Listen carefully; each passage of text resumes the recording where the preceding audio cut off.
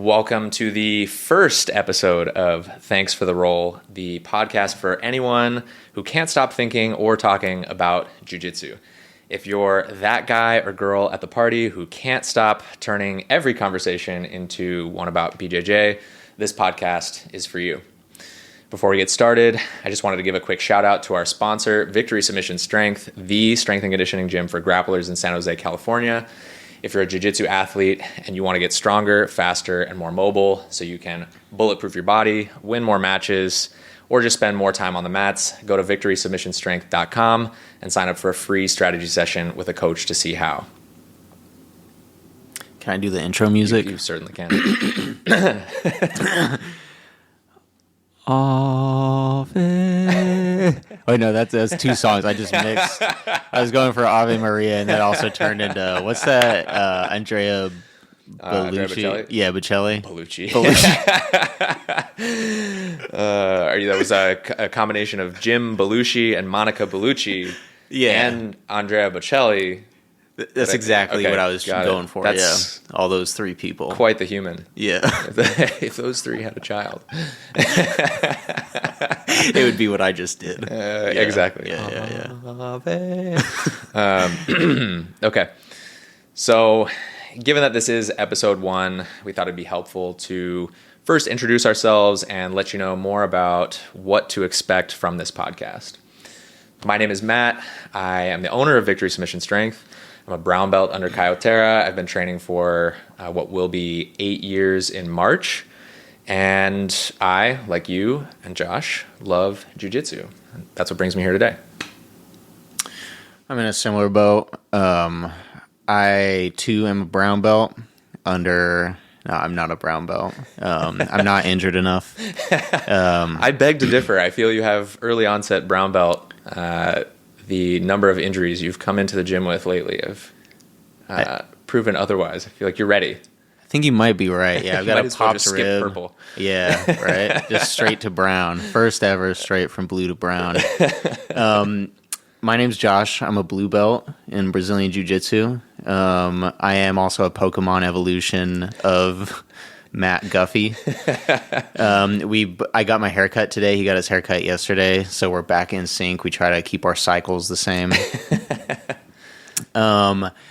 Most recently, we both train at Kyotera, and most recently I got back from about a year of travel. So I was kind of traveling all over the world, doing like competitions and stuff. So I was doing the nomad life.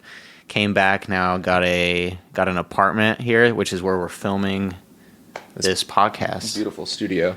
Yeah. Thank you. It's also a studio apartment, so it's serves both purposes. And I think that's me. And I'm obsessed with jiu-jitsu. If you couldn't tell, all of the clothes I own are jiu-jitsu related. I threw out all my other clothes, so it's true. You threw them out. Indeed. Okay, so I mean, as far as what to expect, I think we both are in a boat. I guess before we get to that, we should mention that you are the creator of Blue Belt Commentary. That is me. I have since rebranded.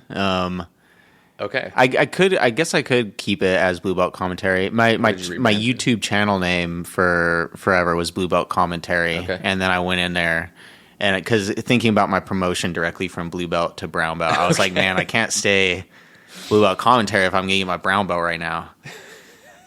So I changed it to Josh being BJJ. I see. You're right. Okay. So no longer Blue Belt Commentary, but Josh being BJJ. Yeah, it's Blue Belt Commentary in memory. In memory, yeah.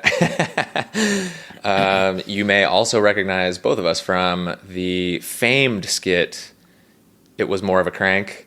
Which Part 1, 2, and 3. Part 1, 2, and 3, and the behind-the-scenes interviews. And if you haven't seen those, you can find those on both of our Instagrams. Yeah, well, as far as what to expect, I think we both just want to bring value to the jiu-jitsu community as far as, or I should say, as it relates to our own experiences, things that we've gone through in jiu-jitsu, people that we've met, things that we've learned. I feel like this was the next best step for us as training partners and friends and just people who, like we said, are just obsessed with jiu-jitsu. I feel like this is the perfect forum for guests who specialize in competition, mindset, training, strength and conditioning, everything that has to do with jiu-jitsu and everything in between. So couldn't have said it better myself. Thank you, Matt. I feel like I tend to ramble, so I appreciate you saying that. That's great. The other, I guess, we will also be talking about current events, things that happen, ADCC, who's number one, Fight to Win, IBJJF, all that stuff. We both are active competitors. I'm, as a brown belt, should be injured right now, but should be back in a couple months. Josh, you've got competition coming up in January, right? Yeah, I just want to clarify because you kind of slid right over that for a second. Matt is injured right now. I just want to make that very clear for anybody listening right now. You slid right from I am a competitor to I will be competing again soon without really, focusing on the injury itself. Well, if you must know, I tore the meniscus away from the joint capsule. So it sounds worse than it is. I don't actually need surgery. The trouble is there's not a lot of blood flow to the meniscus, and that's why it's been such a long and arduous road. Psychologically, I think more so than physically. It's not particularly painful all the time. It's that it feels unstable. And then I guess I've tried to do my due diligence, keep coming to class, keep studying, keep drilling as much as I can. But that sometimes is maybe more psychologically taxing because I can't do the thing that I want to do. But here we are, and I'm getting close. I've been drilling the last couple weeks and should be back to rolling next week or the week after, and we'll go from there.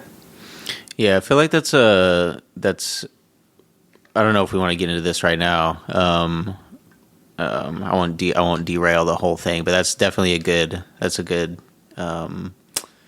topic to discuss there, because me and Matt were he's uke, but we also pretty much every time that we're both in class together, we're training together, and so I've seen Matt when you've been injured and you have to kind of sit on the sidelines, and I can see the angst and the desire you have to get in there and roll harder and train, and I think that's probably something a lot of people experience, when all of the folks who are as equally obsessed with jiu-jitsu as we are experiencing being sat out on the sidelines due to an injury. That's especially pronounced in this sport, I think, just because of the obsessive nature of people who are in this sport. For sure. 100%. Yeah, but anyway, I know we have there's a few more, I guess, overview topics you wanted to cover, so we can table that for now. But that's definitely something worth discussing: is injuries in the sport of BJJ. Absolutely. I think for episode 1, I think it'd be cool to interview each other. We want to have guest speakers on here, and we'll have people come on with certain specialties. But just so you all can learn a little bit from us and our story, I think it'd be cool to just ask each other a couple questions. And there are actually some things that I've been thinking about that I've been meaning to ask you that I have not asked you, actually. So this will be brand new content. It's something that we haven't really talked about before. Oh God. You are quite the John Danaher, Gordon Ryan instructional aficionado. And Proudly, yeah. And I'm curious to know because I think this happens a lot with instructionals, and I myself am a fan. I've got a lot of the AOJ ones, and I like to follow along and try to learn from other schools, or schools of thought rather. And I think it's tough for people to take what they learn in an instructional and actually apply it, because a lot of times it's really dense. There's a lot of information. There's a lot of technique. And so I'm curious to know what your thoughts are on that, or how you go about implementing some of the things that you study on your own outside of class. That's actually a really good question. And it's one that I'm still trying to figure out. Yeah, for the record, I own 90% of the Gordon Ryan and John Danaher instructionals at this point.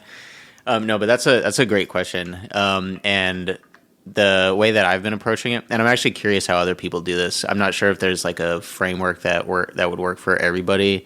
And obviously, maybe not obviously, but maybe it depends on like what level you're at. So like maybe the fact that I'm still a blue belt and I haven't been exposed to the same amount of techniques that you've been exposed to, for example, we might watch the same instructional and like digest that differently and need to approach it with a different framework that we take to the mat, right? I guess different learning styles. I could see this going 1,000 different ways, but for me, personally, what I do is they're so dense, like. This is legit how I do this. So if I have a John Danaher instructional, if I pull up my BJJ Fanatics account right now, and you said watch the latest John Danaher armbar instructional, I would set that on 2 times speed, and literally just download the instructional into my brain. So that's like the first process, and the intention behind the first watch of the instructional isn't to learn everything, it's to know where everything is in the instructional. Okay. And what I'll look for is like kind of highlight moments where I think that I can apply some of the techniques that look more useful or something, and literally just after that first watch or even half of the DVD or however much I make it through, just go to the training room and then just start like trying to do that stuff. And then none of it works at all. but then I know where to index back into the instructional, and it becomes this sort of like iterative cycle where now I know where everything is. I've tried like a few things that I saw in there. They all failed. I know exactly where to go back to. I fix that, go back, try it again. And like this cycle sort of repeats until I feel confident that like at least, I've been able. I got sidetracked because I was thinking about this idea too, that once you start applying the techniques, there's different levels that I start trying to apply them at first, right? Like you start first trying to apply them with people who are like lower skill level than you, people who are like smaller in size than you, and then you sort of progressively like move up and try to apply them on more skilled opponents, larger opponents, and things like that. And I can do none of those things, but that will not stop me from trying. I think that's lucid blue belt commentary. Thank you. TM. If you guys want to learn from a blue belt. No, but that's an interesting question, because I'm curious about how people learn these things. And like when you for example, and actually this is just shout out to William Carroll, Bill Carroll, look him up.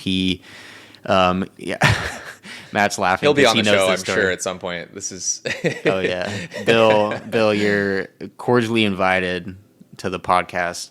Bill, he did his first ever stand-up show on Kill Tony a few weeks ago. First ever stand-up show.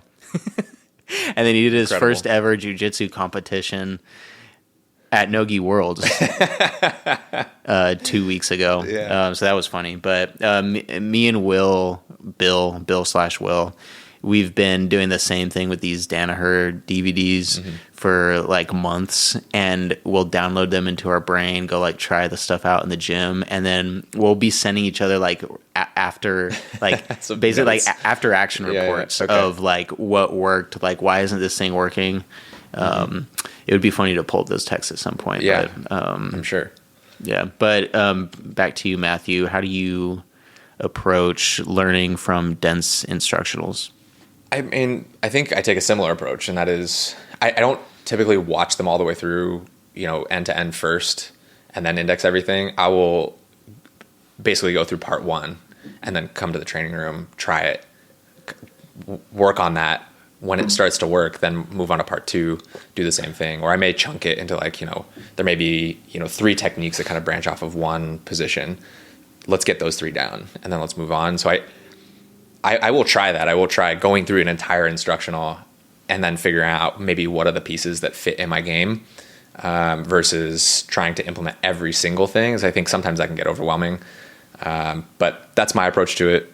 I'm happy to try yours. The most recent one that I bought was Tainan Dalpra's Spider Lasso, like Passing the Spider Guard DVD. So, or DVD. Does anybody have a DVD anymore? Well, in any case, that instructional. Yeah, we need to talk about the marketing and specifically like the no offense to Bernardo Faria. I trained with him actually once. Yeah, I remember that. Okay. Yeah, and Marcos Tinoco up in Boston when I was there. But I think the jiu-jitsu community as a collective, I think we've just accepted the way that DVD covers work, and we just accepted that we still call them DVDs. Exactly. Yep. So I specifically use the word instructional. I also use Japanese words for everything. That's true. I like to use the proper terminology. These are jiu-jitsu instructionals. These are not DVDs. Josh likes to piss me off in the morning by translating everything into Japanese. It's because a la John Danaher. It's because Matt doesn't actually know the proper names for any techniques. He's a brown belt, and he doesn't know Yoko Sankaku.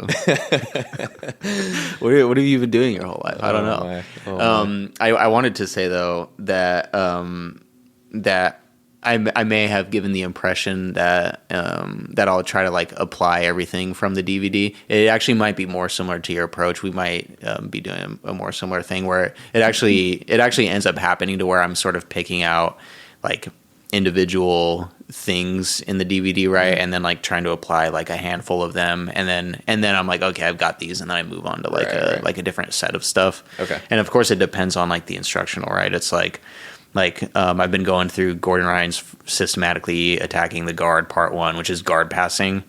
And there's so many different sections in there for how he shows guard passing. There's like the passing from half guard with a knee shield, and then there's body lock passing, and then there's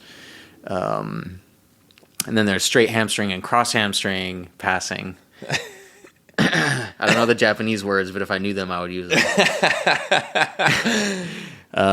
And so those are like individual systems within like the same instructional, right? Mm-hmm. So then you have to kind of like approach that instructional differently, I guess. Okay. So I guess, cool, man. Anyway. No, I think that's a great way to go about it, and hopefully whoever's listening to this, they can take something from that and maybe get a little bit more out of the instructionals that they're buying. So yeah, that's the index method. I think it's actually a really good method because people have actually asked me that like before. Okay. I forget who was talking to me about it, but they asked me how I watched those like DVDs. Yeah. I was like, just do this, just watch the whole thing, go try some of it, and then just once you know where everything's at in the instructional, come back and try some stuff. Cool. Simple as that. Yeah.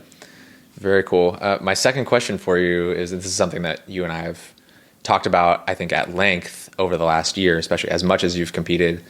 Talk to me about like your mindset around competition and how that's changed. Think about where you were when you first started versus where you are now. That is also an excellent question. Yeah, just to preface for like people who are listening to this. So I started competing about, I think at this point it's about 18 months ago. So it was like beginning of last year is when I started competing. This was around the time of Worlds 2022, which was going to be my first competition ever. And our amazing coach, Vitor Pascual, suggested very smartly that I sign up for some smaller local competitions before that. It didn't help me at all. I mean, I still just lost immediately. Oh, not immediately. I won one round. You did. There's a famous picture of Josh throwing his hands up after his first win. Let's not talk about that. It is absolutely excellent. I have it saved in my phone somewhere. I'll put it on the I'll put it in on the video. That's my proudest moment is me. Yeah, maybe we can add that in the video, show that on the screen. My coach was proud of me for that. By proud, you mean mildly disgusted? Mildly disgusted is the better word for that. Oh shit. Man. And since that point, I think I've done because I keep track of it. It's literally like I was competing almost every week or so. So at this point, it's like 60 tournaments, and then almost 230 matches at this point. I like to think in terms of matches because that's like it's not like the number that matters, but it's like in the tournament you could have multiple divisions, multiple like matches and stuff like that. And then every single match is like different and like a different opportunity to learn something. So there's been 226 times that I've had like a experience that's been unique from every single time within that bucket that I've like learned something from. And you know this very well. Like no match is the same. Like there's always one thing that happens in there at least that's different than any other match. But as far as mindset, because we talk about this a lot, and I remember we were we were in San Diego a few months ago in your motel room because we had just left the competition. We were like trying to figure out where to eat, and we ended up there, and we were talking about how do you reconcile the potential for losing, like, because this idea of wanting to win, and then and I've gotten to like circumstances where I wanted to win so bad, where when I lost the match, then that I just like broke me, and it's like something that I sort of did to myself, you know. Whereas like for the majority of matches, I haven't approached it like that. So like my mindset when I first started was I was just terrified, and I didn't have any expectations at all. Like I was a new blue belt at the beginning of. I got my blue belt like end of 2021, and so like I was going in, and you probably have plenty of stories because you competed at blue belt. And I was going in initially with this mindset of there's people who have been blue belts for like years at this point, probably not years, but like a lot longer than me in this division now, and that like once you make that transition from like very, very beginner white belt to like having stuck around long enough to even just get your blue belt, that's one of the points where people start taking jiu-jitsu more seriously. So like I think that's the point where you start to see talented people in the blue belt division. And I know it's still, you know, that's still one of the lower divisions, but if you go watch some of these blue belts at like Worlds or something, a lot of these guys are just really good. And absolutely. It's just like a different type of jiu-jitsu practitioner, which I guess that's a whole other topic too, is like the sort of hobbyist path versus the competitor path, and how that influences people's jiu-jitsu. But it's sort of fascinating to me is that even at like these lower levels, like the purple belts, like I watched some of those purple belt matches, even at like IBJJF Opens, those guys are just like incredible. I'm like, incredible athletes. Yeah. That's the way to put it, right? These people are athletes, right? Once you're at these major competitions, winning these divisions also, even if you're at one of these lower beginner, intermediate levels, blue belt, purple belt, like some of these guys can like they're training, they're dieting, they're doing all this stuff like a professional athlete might do it, and they're winning these competitions. And then of course, like not even talking about the brown belts and the black belts, like these guys are just like otherworldly, right? It's just so many levels to this. It's insane. I think about the levels thing as an aside. You know, I'll have been training for 8 years in March, and Vitor has been my coach pretty much the entire time, with the exception of at the very beginning. I trained with Kim, Tara, Kaio's brother, and then Yuri Simoes. And Vitor, every time I roll with him, makes me feel like I just started. And it blows my mind that I like, it seems like I'm never going to catch him. Right. And, you know, I talked to him about it, and he tells me, you know, Kaio makes him feel that way. And it's like, if Kaio makes you feel that way, what am I doing? Like, there are levels to this, right? So anyways, continue. Yeah, it's so weird. Like there's days when I feel like I'm doing so well, and then I go to CTA Palo Alto last week, and Bruno, black belt coach, really, really awesome guy. For the record, I'm not talking shit about Bruno. I'm not talking shit about, I love you, Bruno. Fantastic man. But he is one of the most frustrating people to roll with, because like this rarely happens, but every once in a while I get really good reminders when I roll with, like, especially like brown belts and black belts. Like when Bruno gets a hold of me, I I can't do anything. Yeah. I can't break his grips. I can't move. He just launches me overhead and mounts me, and then like, okay, all right, that's how the rest of this roll is going to go. That's just going to keep happening. Yep. And I don't have a say in the matter. I have been on the receiving end of that balloon sweep before. Yeah, I totally understand. Yeah, Bruno has an excellent balloon sweep. Bruno, I love your balloon sweep. I really hate it. I love you though, as a person, as an individual. But yeah, that's the yeah. Anyway, but going back to the mindset, so I was sort of approaching competition with that mindset of just like no expectations at all, and there was sort of this initial period. I still joke like around when I lose and stuff, because at the end of the day, like if you listen to like Craig Jones talk about this, he's like, we're just like play fighting, right? Like if you sort of take it to that extreme and kind of look at what we're doing, like we're just kind of play fighting, right? This is a sport. It's not that big of a deal. Mm-hmm. We, as the people who are doing the sport, who are all obsessed with this sport, make it into a big thing. And it is a big thing in a way, because we are like spending hours of our life every single day doing this thing that we love, right? So there's that aspect to it. But like when you sort of look at it from that perspective of, oh, we're just kind of play fighting. Like this is a sport. This is a game. That kind of eliminates some pressure to it. And also when I mix that with this idea of not having expectations for myself as a new blue belt going into this division and starting my whole like competition journey, I just didn't really care about anything at all. Like I was literally just competing because I wanted to do some cool shit. And I was like, this is fucking cool. I love this. Yeah. Right. Yeah. And then the problem, there's like a whole middle part to that story also, like sort of in the middle of the like competition journey, where you like the things that you and I discussed in the San Diego hotel room was kind of more like it. Which actually I want to hear your thoughts on that, because you can probably recollect more exactly what you said regarding this. Okay.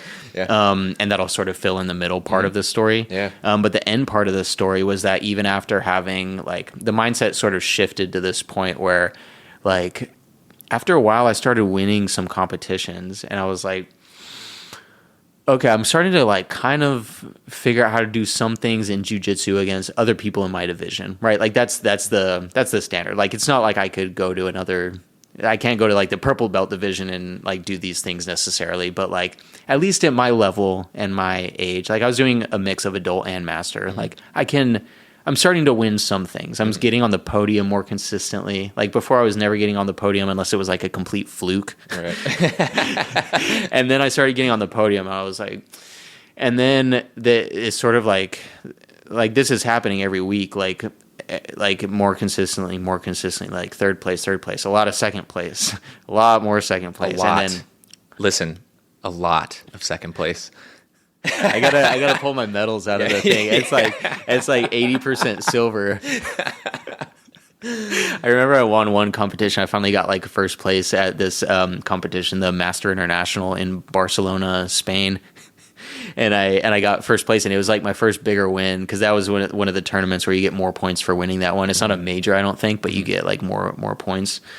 And Vitor like reposted my story. He's like, yeah, no more of that Craig Jones shit. Fuck Craig Jones. I was like, yeah, but you didn't like me before? It's like, I thought I was doing pretty good. No, but I used to joke all the time about like getting second place. I was like, oh, I swear I'm not doing this on purpose. Like it was kind of a joke for a while. And I was like, man, I like starting to get a little frustrated. Not frustrated, but like, man, like what do I need to do to actually like beat the guy in the final? Like what is the key? But anyway, I started like winning more, and even though I had resolved all this stuff that you'll sort of talk about more about the mindset in a second, I started having recently like expectations on myself to win, because I started winning things like like I got these aren't like huge wins obviously, but I got like second at Master Worlds, which is not a win, but that was 5 matches at Master Worlds, and I got destroyed last year at Master Worlds. Didn't even make it to like the semifinals or anything.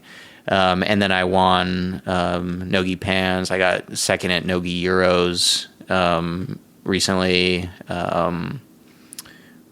anyway, there was sort of this. I was starting to get to the podium, at least in like more of these major competitions recently, and with the expectations of myself to do better, also came this like underlying level of anxiety that I hadn't felt when I first started competing. Because when I first started competing, there were no expectations that I had of myself to win, much less even make it to the podium, much less even like win a match. Like I was doing my best to win, right? Like this is the piece I think you'll talk about, is there's the intention to win and focusing on what you can control and what you can do, and then sort of leaving everything else that's not within your locus of control in its place without like casting judgment on it and stuff. It's sort of this fine balance, and one, I think it prevents a lot of like heartache that we sort of put on ourselves. Yeah. If we because a lot of this like disappointment and like anxiety and stuff, I think we just do it to ourselves. And I think there's a place that you can be in your mindset where you can be okay with losing and also want to win. Yeah. And also try to win. 100%. I wanted to get your thoughts on this because you articulated some of that stuff really well when we had that conversation. Yeah, that's, one thing that you said really sticks out is like you track all of the matches, right? I know you're an analytical person. I am too. I think a lot of people in jiu-jitsu are. I think that sums it up. It's just data. And it's something that we talk about. We recently at Victory Submission Strength started doing like how to prep for competition seminars at our gym. And one of the things that we talk about is winning cannot be the goal. As weird as that sounds, that doesn't mean you shouldn't care. Like, do I care about winning? Yeah, of course. Like, I want to win. I'm going to go out and I'm going to do everything that I can to win. But winning can't be the goal because you don't have control over that. Ultimately, there are a lot of things that can happen that determine whether or not you win or lose. And if you put too much pressure on yourself to win, performance, which should be the goal, just executing the thing, doing the thing that you have trained to do, that can't happen, right? And so I think and I think we both learned this over the course of the last year. I wish I had learned it at blue belt because I put so much pressure on myself at blue belt. I was miserable competing a lot of times. And it was weird for me because I had competed my whole life. I'd been in sports my whole life and I'd never quite felt that way. But I felt like there was this pressure, whether it was internal or external, to win. And in doing so, it made competing just one big anxious mess. And it wasn't until I got to Brown and stopped caring so much about what happened. Not that I didn't want to win, but I stopped caring about the outcome and started caring more about the performance itself, that I started to learn that it's just data. Go out, do the thing. You're either going to blow through everybody and, leave without a scratch, or somebody's going to show up with a technique that you don't have the answer for, and that's okay, right? It's coming to peace with that. It's not the end of the world. You want to win, but it's okay if you lose. And I think that was a huge shift for both of us over the last year, as far as mindset goes. So that's something that I think we talked about that in the hotel room, if I remember right. Yeah, that was the main thing that we talked about in the hotel room. The thing that stands out to me that you said was this idea of focusing on the performance versus focusing on the outcome. And you said that the goal, you can only control your intent, right? That's as far as you can control. And you literally just cannot control the outcome of the match. And sometimes, like, when people ask me about this, I say it's this weird juxtaposition because jiu-jitsu is all about control. Yeah. Right? Yeah. Your entire goal of that match is to control the other person to the point where you can win the thing. But actually, the only thing you can control is your performance and, like, the jiu-jitsu things that you're doing with the intent to, like, control this person and win the match. Yeah. That's what you do, and that's what you focus on. And then and then there's also sort of this side tangent too about like people also assigning their jujitsu to their identity. And I think a lot of this stuff, if you just like, I find at least when I'm just focusing on doing what I can to like execute my jujitsu and like have a good time, because I know that every time that I compete, I want to look back on that competition and be like, that was a fucking good time. I had a great time. That was fun. Yeah. Like that's what I want to walk away with, and that's in my control. Right. And when I don't do that, it's like, man, I missed out. Like I could have approached this differently. Yeah. Would you say that applies whether or not you win or lose? Yeah. I want to walk away like being like, that was a fun experience. I got to do jujitsu. Shelby Murphy, I think is her name, the black belt Shelby Murphy. Yeah. She posted a video on Instagram recently where was it Shelby Murphy? I think it was, where she had lost pans and she said, and she said somebody told her this thing or they asked her this question. They were like, if you were guaranteed to lose every single match from here on forward that you were going to compete in, would you still compete? And her answer was absolutely fuck yes. Yeah. And same for me. That's like great. if like some power ordained that I was destined to lose every single jiu-jitsu match from this point forward, I would still compete because it's fucking awesome. Yeah. And I love it. It's fun.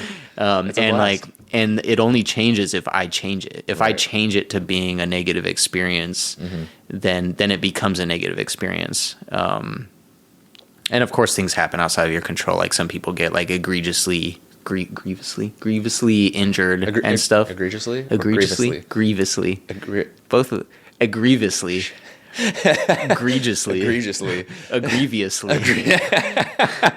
How now, brown cow? Unique New York. Yeah, those are some things that are sort of outside the control a little bit, and like, but you still learn from those things too, right? Like we can get deep into that, but but going back real quick, when you were talking about focusing on the performance rather than the goal, I just finished reading The Art of Learning by Josh Waitzkin, and we've been talking about the book a little bit. Yeah. And I keep bringing it up because there are some good nuggets in there. And one of the things, I forget exactly how he phrased it, but he was talking about kids, how they learn the best or something, and it was like how it impacted their psychology. And he talked about process-oriented learning versus outcome-oriented learning. Yep. And the process-oriented learning is I think it paralleled very well with this because you're focused on the process, you're focused on the activities that you can do. This outcome and the goal is like something that doesn't exist. Right. What is that movie? It's fairy dust. What's The Wolf of Wall Street? Okay. There's like this I haven't seen that scene in so long. with Matthew McConaughey and where he's like, it doesn't exist. It's fairy dust. Okay. Yeah. This outcome, it doesn't exist. And it'll only exist for a split second. You know, in the case of a jiu-jitsu match, the outcome exists after the hand is raised, and then nothing can be done after that point to change anything. Like the future none of this exists. The activities that you do every day exist, and the things that you do in the match, the process, the performance, all of those things are things that are tangible. You can do them right now. You can execute. You can't like manifest this future thing. Like, but that doesn't have to change your intent. So absolutely. Yeah. And I think this is, again, something that we talk about during the seminar, but there's a Kobe Bryant clip that goes around. It has deeply moved me. And he's sitting there with a reporter, and she asks him, she's like, is it the will to win or the fear of losing that drives you most? And he just says neither. Because if I'm focused on winning or losing, I'm focused on the outcome. I can't perform if I'm focused on something that hasn't happened, right? Or something I don't have control over. All I need to do is focus on what's in front of me right now. And I think that touches on what you're saying, right? Like we want to focus on the process or focus on just that thing that you can control. And that's maybe how you approach the match, or what technique you execute, or what techniques you drill when you're not competing, when you're just training. And so, I think it's super powerful. And I think if anybody's listening to this and they're thinking about competing or nervous about competing, or maybe you compete all the time and you get anxious every single time, hopefully this helps alleviate some of that anxiety, because I know firsthand, and I think you can too, Josh, I know how painful that is. And it's just, not worth it. It's not worth the pain. It's not. I posted a video about this too recently. Also, a lot of these things that I'm talking about are literally just reels on my Instagram, and you've got stuff on your Instagram and the Victory Submission Strength Instagram. But if you guys want to follow us, Josh Bean BJJ, it's a plug right here. First plug on the podcast. No, Victory Submission Strength was the first plug on the podcast. But I post videos about this, and I posted one recently, sort of talking about summing up my 2023 year, saying, you know, I did all these matches and competitions, and like the number one question I got was, what do I do for work? The second question I got, or one of the most common questions, is how do you approach competition mindset? It was all these people messaging me saying, dude, I want to compete. I want to do this. I want to do that. There's so much like overthinking that happens, understandably, because it's like you show up to this thing and you're about to fight another person. It's terrifying. Like you don't do that in normal life. This is something that you actually go your whole life trying to avoid, is like interpersonal conflict, and especially physical confrontation, and especially grappling a man or another, or in front of an audience. Right. Like, that's fucking terrifying. You're not supposed to do that. Right. It goes against everything that we've evolved to not do. Right. Exactly. So understandably, people who are like, but yet we still have this desire to compete, right? It's like, why do we have that? I don't know. There are probably many reasons, but like, if you have that desire to compete, that's a prerequisite, because like, I don't think anybody should be forced to compete. Like, I compete because I fucking love it. Nobody should be forced to compete. Yeah. But if you have the desire to do that, there's a lot of overthinking that happens. People like sort of limit themselves. It's all these self-imposed restrictions about like maybe I'll experience anxiety and all of these kind of things. And understandably, that's like the main question people have. So like, when people ask about the mindset, this is the answer that I would usually give them, is like, focus on what you can control. And hopefully, like Matt said, if anybody's listening to this and they do want to compete, you should definitely compete. You're probably not going to get hurt. That's the other thing people worry about. I've seen more injuries in the training room than on the competition mat, legit. Hopefully this helps. So yeah, cool.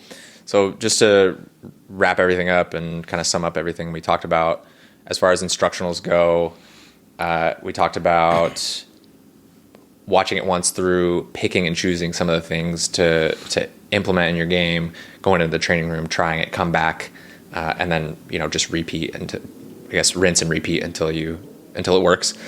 And then we talked about competition mindset and what that's like, and just focusing on the things that you can control, not worrying so much about the outcome. Don't put too much pressure on yourself. It's just a game. It doesn't mean you shouldn't try to win. It doesn't mean you should care any less, right? It just means it doesn't have to be such a huge deal. And I think if we approach it from, like you said, a process-oriented,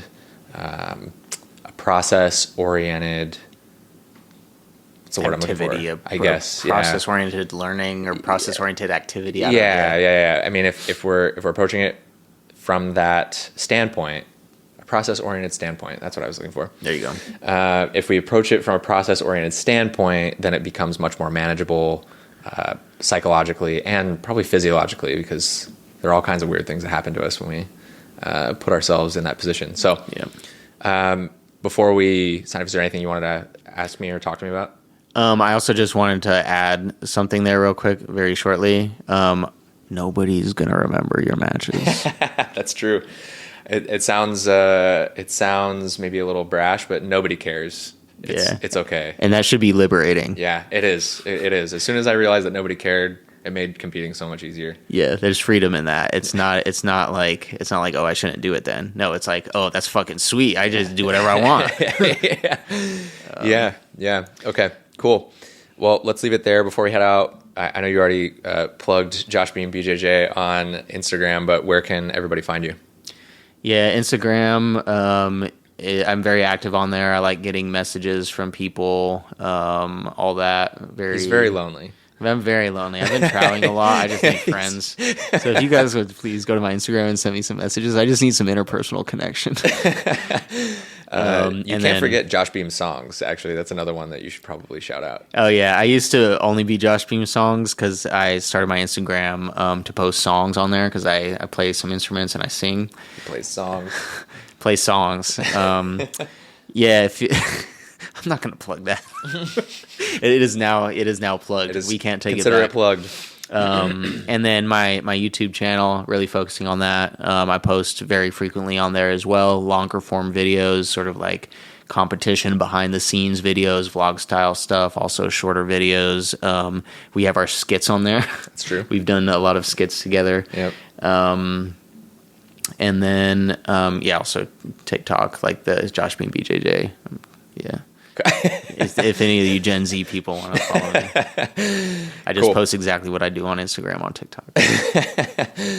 Very cool. Okay. And then my personal Instagram is matt.jits.hugh, and the gym Instagram is at Victory Submission Strength, both on Instagram. We also have all of our entire exercise library is on YouTube, on the Victory Submission Strength, in the Victory Submission Strength YouTube channel. We post our seminars on there. We try to give as much information as we can away for free.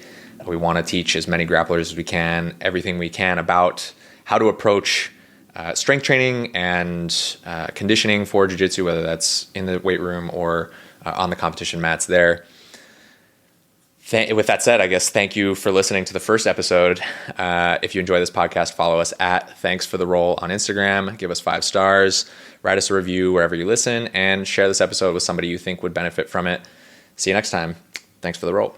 Thanks for the roll. And then now outro music.